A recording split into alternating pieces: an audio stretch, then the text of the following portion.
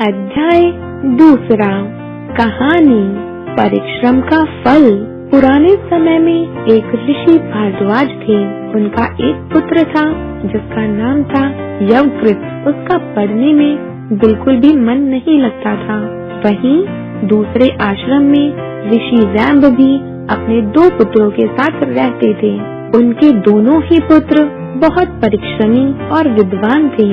वे अपना कार्य पूरी लगन और निष्ठा के साथ करते थे। अध्ययन में भी वे सबसे आगे थे। सभी लोग उनका मान सम्मान करते थे। यह देखकर यवकृत ऋषि रैम्ब के पुत्रों से बहुत ईर्ष्या करता था। वह उनके समान विद्वान तो बनना चाहता था, परंतु परिश्रम नहीं करना चाहता था। वह चाहता तो था कि वह भी सभा में बैठकर शास्त्र चर्चा करे और लोग उसकी विद्वता की प्रशंसा करें, लेकिन यह कैसे संभव था। एक दिन उसे एक उपाय सूझा।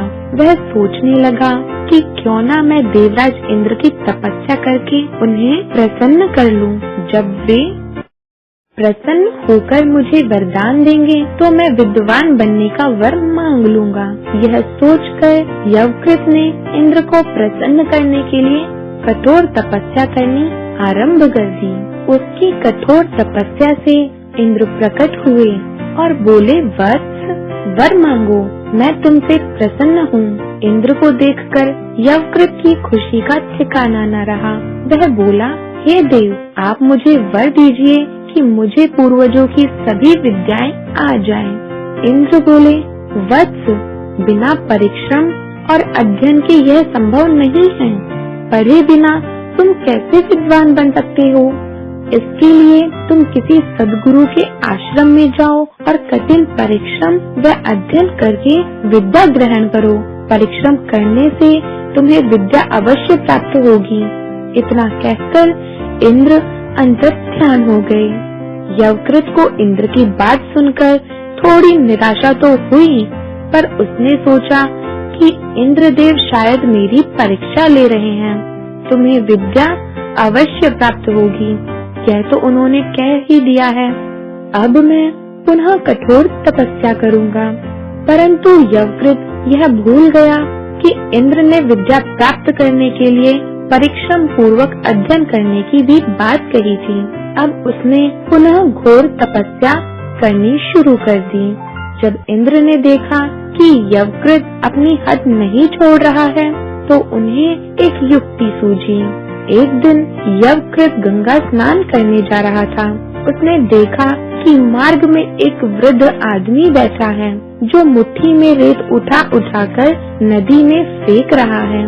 उसे देखकर यवकृत को बहुत आश्चर्य हुआ। वह उस वृद्ध आदमी के पास गया और बोला, आप यह क्या कर रहे हैं। वृद्ध ने कोई जवाब नहीं दिया। यवकृत ने पुनः जोर से पूछा। वृद्ध आदमी ने कपकपाते स्वर में कहा, बेटा, यहाँ बहुत से लोग रोजाना नदी पार करते हैं। उन्हें नदी पार करने में बहुत कष्ट होता है। मैं सोचता हूँ कि यहाँ एक पुल बना दूं, जिससे लोग आसानी से नदी पार कर सकें, इसलिए नदी में रेत डाल रहा हूँ। वृद्ध की बात सुनकर यवकृत जोर से हंसा और बोला, क्या इस प्रकार नदी में मुट्ठी भर रेत डालने से पुल बन जाएगा। यवकृत के इतना कहते ही इंद्र अपने वास्तविक रूप में आ गए। यवकृत उन्हें देखकर चकित रह गया। इंद्र बोले, यवकृत, जब तुम परिश्रम किए बिना ही विद्या प्राप्त कर सकते हो, तो मैं भी बिना सामग्री के नदी पर पुल बना सकता हूँ। तुम्हारी तपस्या भी तो रेत के समान ही है। इंद्र के इतना कहते ही यवकृत की समझ में आ गया कि बिना पढ़े विद्या प्राप्त करने की आशा करना बेकार है। उसने इंद्र के चरण पकड़ लिए और प्रतिज्ञा की कि अब मैं मन लगाकर अध्ययन करूंगा। कुछ ही समय में परिश्रम और लगन से यवकृत वेद शास्त्रों का ज्ञाता हो गया।